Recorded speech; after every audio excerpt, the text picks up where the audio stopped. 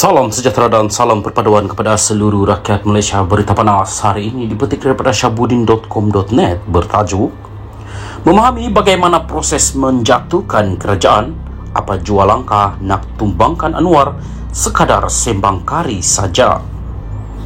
Sejak lebih seminggu lalu, hangat diperkatakan tentang kerajaan perpaduan akan dijatuhkan dan diberi gambaran kononnya jumlah ahli parlimen yang menyokong perubahan itu sudah pun mencukupi. Mula-mula dikatakan sudah ada 112 ahli parlimen yang memberi sokongan, kemudian bertambah kepada 120 dan terbaru dikatakan meningkat lagi kepada 129. Tidak mustahil mainan angka itu terus bertambah dan bertambah sekarang ini. Daripada 69 ahli parlimen yang ada bersama blok pembangkang sekarang, tidaklah pula diketahui siapa daripada blok kerajaan yang ingin menambahkan angka itu kepada sekurang-kurangnya 112 atau lebih daripada itu. Begitupun, semua gambaran angka-angka itu hanya bermain di media sosial dan percakapan dari mulut ke mulut semata-mata. Tiada mana-mana pemimpin blok pembangkang yang berani mengesahkannya setakat ini. Pokoknya, jika sudah cukup angka dimiliki, kenapa tidak diumumkan secara rasmi kerajaan benar-benar boleh dijatuhkan? Nak tunggu apa lagi? Dalam kemelut ini yang dijangkakan berterusan lagi entah berapa lama lagi, kerana manusia secara umumnya suka kepada kabar angin dan adanya pergolakan, mari kita memahami bagaimana sesebuah kerajaan itu boleh dijatuhkan. Mengikut perlembagaan, pelantikan Perdana Menteri adalah atas budi bicara yang di-Pertuan Agong, atas kepercayaan baginda bahawa seseorang itu memiliki sokongan majoriti daripada 222 ahli parlimen, iaitu lebih daripada 112. Mahyadin pernah tidak diyakini oleh Istana Negara untuk dilantik bagi kali kedua sebagai Perdana Menteri selepas PRU 15 lalu, walaupun telah menyenaraikan jumlah sokongan yang mencukupi melalui SD atau akuan bersumpah. Agong kemudiannya lebih meyakini Anwar Ibrahim mempunyai sokongan majoriti untuk dilantik sebagai Perdana Menteri berdasarkan pengakuan ketua-ketua parti terhadap pengurusi PH itu. Bermakna di sini, kuasa budi bicara Agong itu adalah muktamad dan membawa atau menghantar sejumlah SD kepada Istana Negara tidak lagi membawa sebarang makna. Namun demikian, meski Agong mempunyai kuasa budi bicara melantik seorang Perdana Menteri, tetapi baginda tidak diberikan kuasa untuk memecat Perdana Menteri.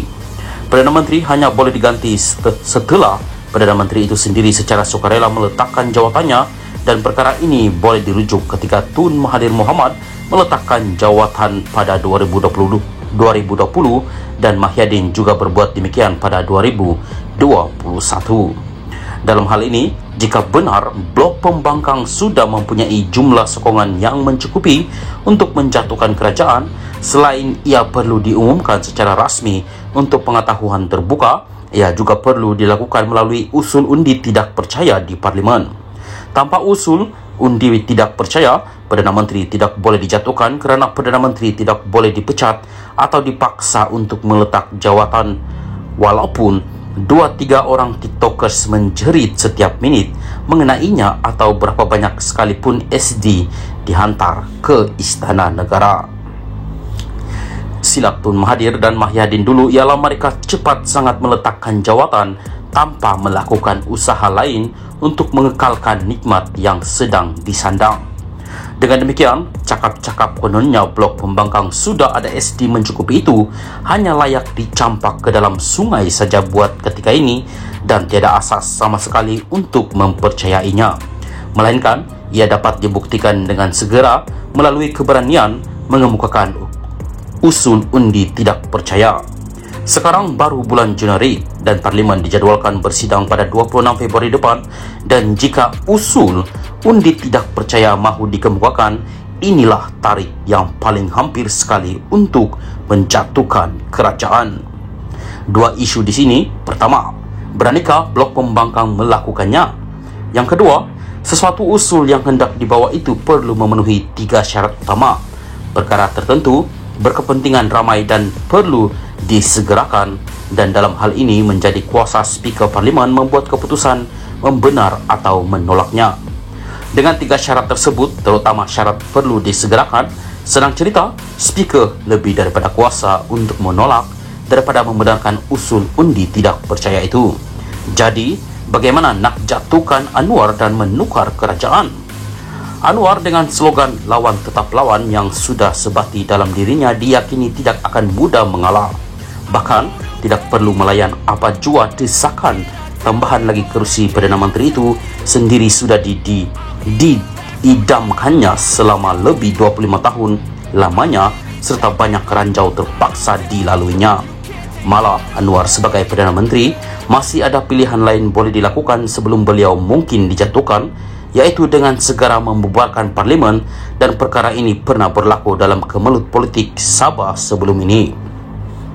Apapun untuk lebih mendiamkan jiwa, lebih baik dianggap semua gegap gempit atau ada pelbagai langkah kononnya kerajaan akan jatuh itu sebagai sembang kari semata-mata. Ia terlalu jauh daripada mungkin menjadi kenyataan, dan detik paling munasabah untuk melakukan perubahan kerajaan ialah PRU 16 pada 2027 akan datang. Daripada asyik melayan telinga mendengar sembang kari tak ada titik sedemikian rupa, jauh lebih nikmat jika kita di waktu hujan begini, minta maaf, pergi melayan makan kari bersama kawan-kawan yang sehati, sejiwa. Syahbudin Hussein, 7 hari bulan 1 2023.